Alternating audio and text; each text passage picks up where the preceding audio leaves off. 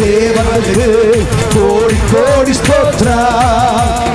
வாழ்வழிக்கும் இயேசு ராஜாவுக்கு வாழ்நாளெல்லாம் அக்கினி சூளையை தருணம் செய்து வருகிறவர்களே, கர்த்தராகிய தேவன் சொல்லுகிறார், உங்களுக்கு முன்னே உங்கள் நமஸ்காரங்களையும் உங்கள் தொழுகைகளையும் உங்கள் ஆராதனைகளையும் விமர்சித்து பேசின நேபுகாத்நேச்சாரை போன்ற துணிகர செயல் செய்கிற துஷ்டர்களை, சத்துருக்களை கர்த்தராகிய தேவன் உங்களுக்கு முன்னே பணிய செய்யும் காலம் வருகிறது.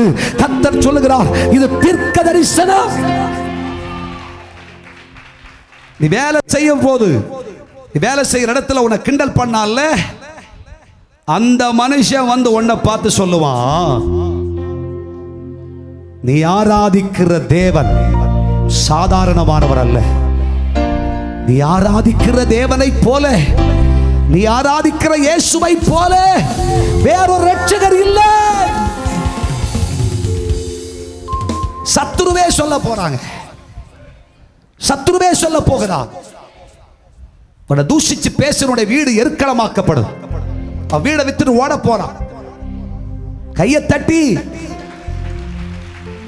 போய் போய் பெந்தைக்கோசை கோயிலுக்கா போனேன், போய் போய் ஆவிக்குரிய கூட்டத்துக்கா போனேன், போய் போய் இங்க இருந்து 36 கிலோமீட்டர் டிராவல் பண்ணியா போனேன். அல்லேலூயா சொல்லுங்க. போய் போய் 120 கிலோமீட்டர் டிராவல் பண்ணியா போனேன் சொன்னாங்கல்ல, அதே வாயால எங்க அக்கா இந்த கூட்டம் 1200 கிலோமீட்டர் தள்ளி நடந்தாலும் என்னை கூட்டிட்டு போக்கா, நீ ஆராதிக்கிற தேவன் அற்புதமானவர், அவர் ரட்சகர். அந்த ரட்சகரை போல ஒரு நல்ல ரட்சகர் இல்லை இல்லை இல்லை இல்லை இல்லை என்று சொல்லும் அளவுக்கு தேவனுடைய அற்புத செயலை நீங்கள் பார்க்க போகிறீர்கள். ஹல்லேலூயா.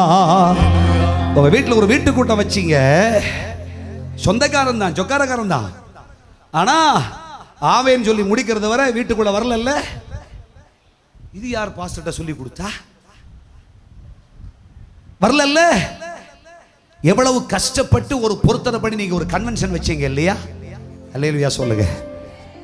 கன்வென்ஷன் முடிகிறது வரை அந்த கிரவுண்டு பக்கமே வரல. வீட்டுக்குள்ள நின்னுட்டு கிண்டல் பண்ணிக்கிட்டு இருந்தாப்புல.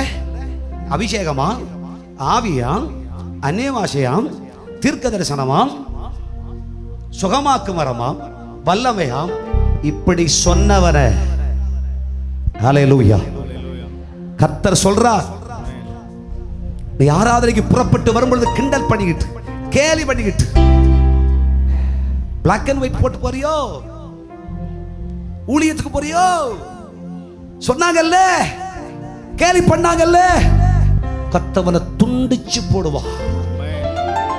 தேவன் வீட்டை எருக்களமாக்கி போடுவார். ஹல்லேலூயா.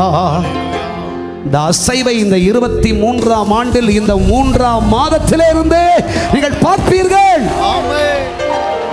பார்ப்பீர்கள். சத்துருவின் வீடு எருக்களமாக்கப்படும். ஷபலக சகரக துனிகரபு. ஹல்லேலூயா. கர்த்தர் உன் பக்கம் நிற்பார். கர்த்தர் உன் பக்கம் அடிப்பார்.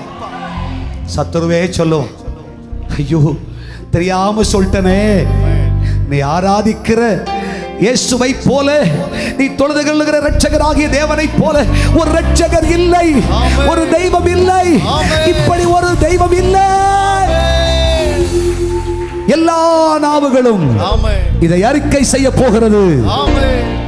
அனைவரின் முழங்கால்களும் இங்கே முடக்கப்படும். கர்த்தரை செய்ய போகிறார். தீர்க்க தரிசன ஆவியானவர் பேசுகிறார். இதை செய்து முடிப்பேன். என் பிள்ளைகளுக்காக இதை செய்து நிறைவேற்றுவேன். சபையாகிய உனக்காக இதை நிரூபிப்பேன் என்று கர்த்தர் சொல்கிறார்.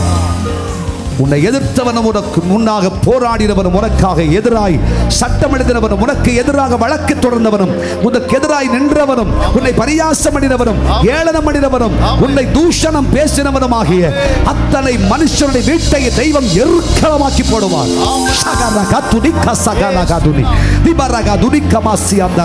கர்த்தருடைய கரமதை செய்யும். கர்த்தர் சொல்லுகிறார், நீ செய்கிற ஊழியம் ஆசீர்வாதமானது, நீ சேவிக்கிற தெய்வம் சத்தியமானது. போதுமானவர். கர்த்தர் உன்னோடு கூடவே இருக்கிறார் என்று உலகம் பிரமிக்கத்தக்க விதமாய் ஆச்சரியமான கிரியை தேவன் நடப்பித்துக் கொண்டு உன்னை விடுதலையின் சாட்சியாய் நிறுத்தி கர்த்தர் சொல்லுகிறார், உன் சத்துருவையும் உன்னிடத்தில் பணிய செய்வே. அக்கினி சூளையை ஏன் கடந்து வருகிறேன், ஏன் சகிச்சுக்கிட்டே வர அப்படி நினைக்கிறீங்களா? உங்க சத்துருக்களே உங்க முன்னாடி பணிய வைப்பதற்காக தான் கர்த்தர் உங்களை இந்த அக்கினி சூளைக்குள்ளாக நடத்தி கொண்டு வருகிறார்.